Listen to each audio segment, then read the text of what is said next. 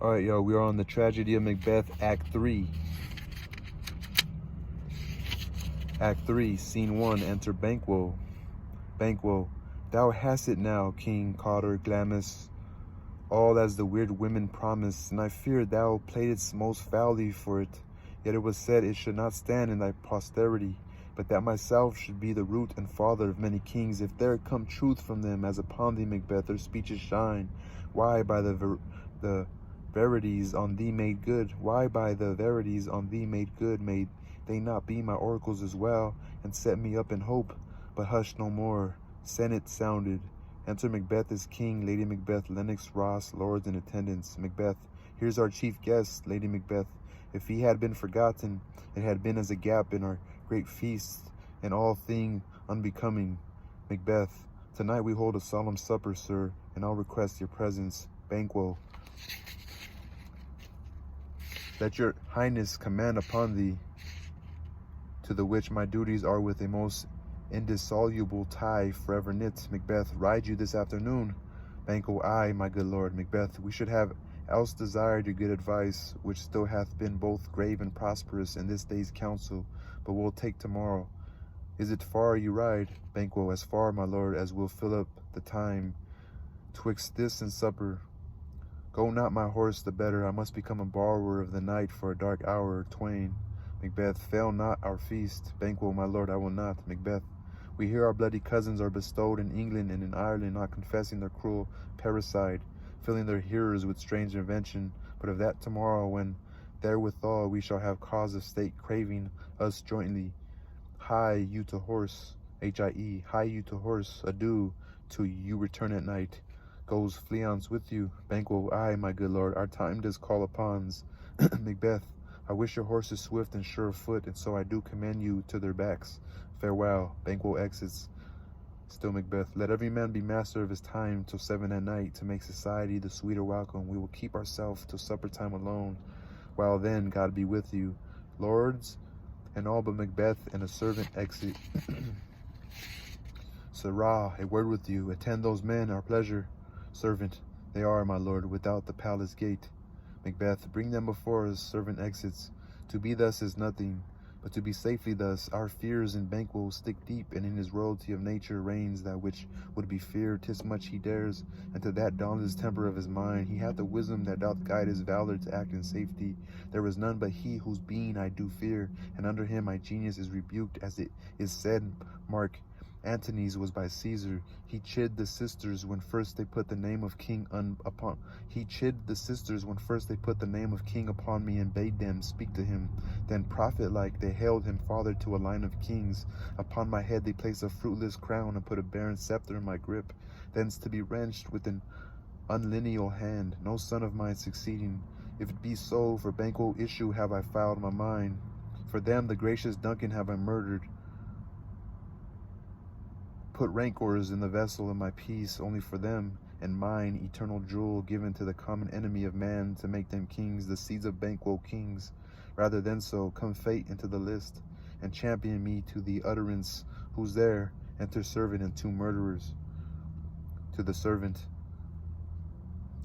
now go to the door and stay there till we call. Servant exits.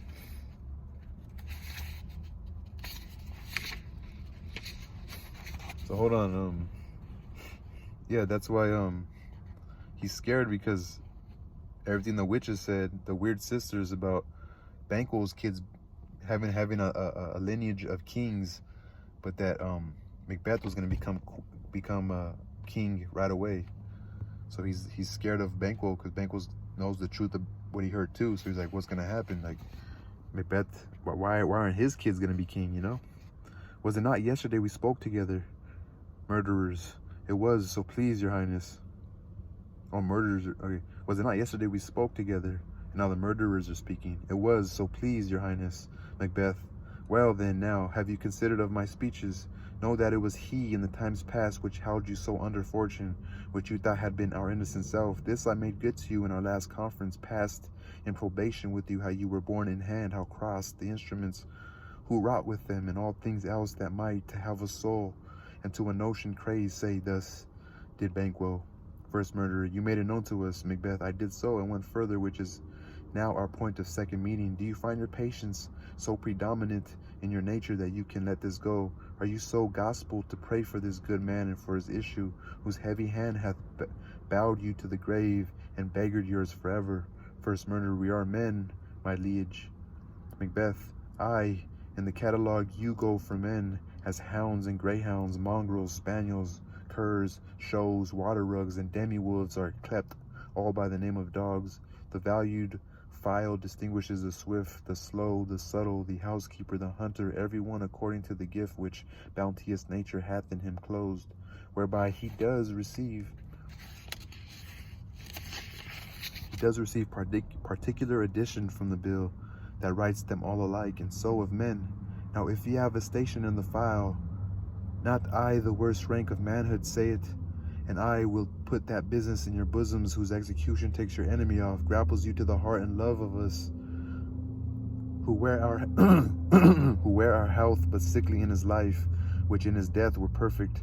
Second murderer, I am one, my liege, whom the vile blows and buffets of the world hath so incensed that I am reckless what I do to spite the world.